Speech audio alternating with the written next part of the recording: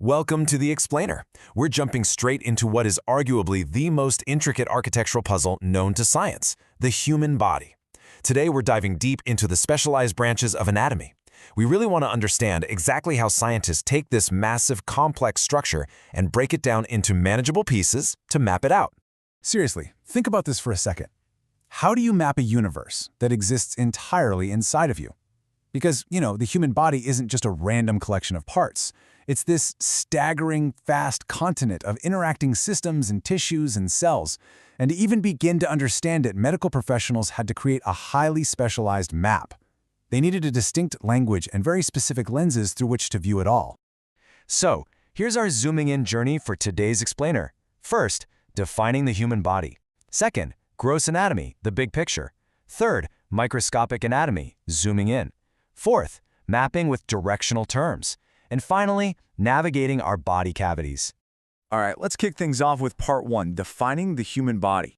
So at its core, anatomy is the strict scientific study of physical form and structure. And the word itself is actually a huge giveaway. It comes from the Greek roots ana, which means up, and temnon, meaning to cut. Put them together, and anatomy quite literally means to cut apart. Historically speaking, this whole field evolved from just looking at external injuries in ancient times all the way to the formal practice of dissection, literally taking an organism apart to see how all the pieces physically fit together. But anatomy doesn't just exist in a vacuum. It's basically always paired with physiology. And this hits on the golden rule of biology. Form is closely related to function. Anatomy is the physical structure. Physiology is the function. Take your eyelid, for example. The anatomy is the literal physical arrangement of those specific nerves and muscle fibers. The physiology, well, that's the rapid, functional snap of the blink that instantly clears dust out of your eye. You really can't appreciate the specialized structure of that eyelid without understanding the physiological job it's built to do.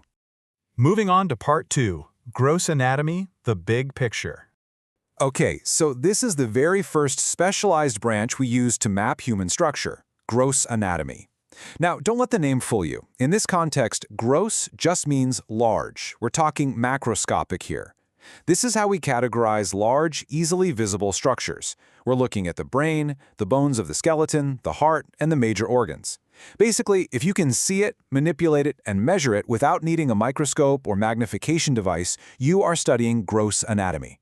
And to organize all this massive, large-scale structural data, anatomists use two specialized approaches. First up is regional anatomy. You can think of this as studying the body by neighborhood. You pick a specific area, say the abdomen, and you analyze absolutely everything packed into that space. How the muscles, nerves, blood vessels, and organs all physically sit together. The alternative approach is systemic anatomy, which is studying the body by network. In this case, you trace one single functional system, like the entire muscular system, looking at every skeletal muscle from your head all the way down to your toes, completely regardless of what neighborhood they happen to sit in. All right, part three, microscopic anatomy, zooming in. Now we swap our wide lens for a microscope. Because technology has advanced so incredibly much, anatomists can now observe the body at staggeringly small scales. This microscopic field splits into two vital sub-branches that give us the hidden context of the body's structure. First, we have cytology, which is the study of individual cells and their internal components. And second is histology. That's the study of how those single cells actually organize themselves into biological tissues, like layers of epithelium or bundles of muscle. Let's look at the sarcomere, for example. It perfectly captures what microscopic anatomical analysis actually looks like in practice. It is the fundamental functional unit of skeletal muscle. You have these overlapping actin and myosin filaments.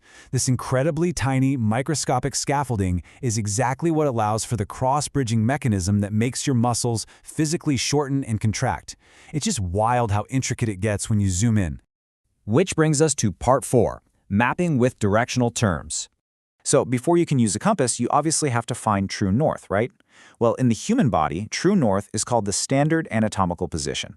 It's specifically defined as a body standing upright, feet at shoulder width, with the toes and the palms of the hands facing directly forward. This acts as our permanent North Star. Actually, it doesn't even matter if a patient is lying face down in a bed or sitting in a chair. Medical professionals will always use terms as if the body is standing in this exact standard position. It completely eliminates the guesswork.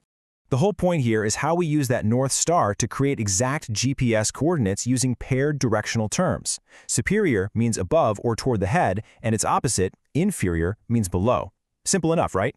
Your nose is superior to your mouth. Then we have anterior or ventral, meaning toward the front of the body, while posterior or dorsal means toward the back. And finally, medial describes something toward the midline of the body, whereas lateral means moving away from that midline toward the side. Now, this standardized map gets incredibly specific when we start talking about our limbs, because, well, the arms and legs kind of need their own specific coordinates. That's where proximal and distal come in. Proximal means a structure is closer to the point where the limb actually attaches to the trunk of the body. So your elbow is proximal to your wrist. Distal, on the other hand, is the exact opposite, farther away from that attachment point. Therefore, your fingers are distal to your elbow. It's a highly precise language of physical relationships. And finally, Part 5, Navigating our Body Cavities. Let's zoom back out for a second. Body cavities are so much more than just empty room inside of us. They're distinct, fluid-filled spaces that serve a really vital dual role in connecting structure to function. First off, they house and protect our delicate internal organs from physical damage and external shocks. But just as importantly, they allow for significant changes in size and shape. Think about it. Your lungs literally need physical room to expand when you take a deep breath, right? And your stomach needs room to expand after a big meal. And they need to do all of that without distorting the surrounding tissues. The body is basically divided into two massive main compartments. The first is the dorsal, or posterior cavity, which runs right along the back of the body. It breaks down into two continuous parts: the cranial cavity, safely enclosing the brain inside the rigid skull, and the spinal or vertebral cavity, which protects the spinal cord. If you think about it, this entire dorsal cavity acts as this heavy, bony armor for our extraordinarily delicate central nervous system. Then, on the front of the body, we have the much larger ventral or anterior cavity. This one subdivides into the thoracic cavity up top, housing your heart and lungs, and the abdominal pelvic cavity below, which contains your digestive and reproductive organs. But what's really crucial to note here is the boundary between them. They are physically separated by the diaphragm. That's the powerful dome-shaped muscle acting as the definitive anatomical border between your chest and your abdomen. As we wrap up this explainer, I want to leave you with this absolutely fantastic quote from our sources. Form is closely related to function in all living things. It can be somewhat frustrating to attempt to study anatomy without an understanding of the physiology. And it's so true. We've spent this time mapping out the structure through these specialized anatomical branches, from those gross systemic networks all the way down to microscopic sarcomeres, but we have to remember that this entire incredible architectural framework exists solely to support physiological life. Which brings us to a final, pretty provocative thought. As our technology improves and we map smaller and smaller anatomical structures within this vast internal universe of ours, what incredible, undiscovered functions are we yet to find? The map is getting more detailed every single day, but the exploration, it's far from over. Thank you so much for joining me on The Explainer today.